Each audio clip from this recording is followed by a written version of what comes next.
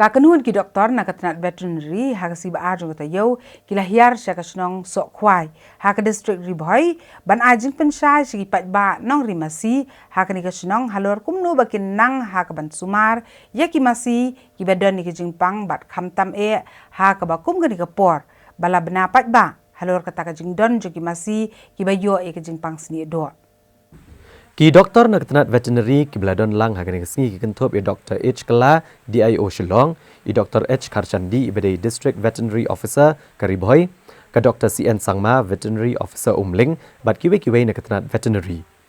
Nalor ki doktor na katanat veterinary aidon lang ki dong ilam seng bahalang ki bakentup uba Louis Starling do General Secretary ke FKGGP North Khasi Hills, uba Marcos Martin President ke HNYF Northern Region ki dong ilam shnong lembat ki dong rimasi kathan. Kajinglet ki doktor katanat veterinary sya sok kwai kalong ru na kebentaban ajing pensah helor kilat jingyada na gijing pang hapadang ki merat. Lengba ka National Animal Diseases Control Program ya ka balapan tray kam kerpang na duk kesenam arjar kat kendai. Lengba ka jingshim kia do menteri rang ba duk kari Narendra Modi.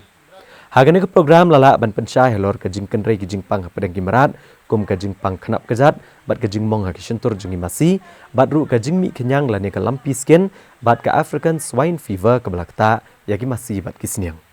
Ki kumbang na tip lah hapo Assam ro kani ka jing pang kalawan tingi kwa ba kani ka jing pang lumpy skin disease ka jing pang kumai ki masi ka nungwan ki ka challa ka chungi adu mentah hinga lum ki sample na po di boy ni la pha ki ban test sa bopal adu mentah ngin padio kani ka ki positive result and la dang yo positive result ni thu koi shaki patba shaki media kin tip ba kini ka jimpang ka don kari hadu mentang in padio ka positive result ngin la ban ong ba kini ka jimpang ka don ni em ha ke aga chilla ka chung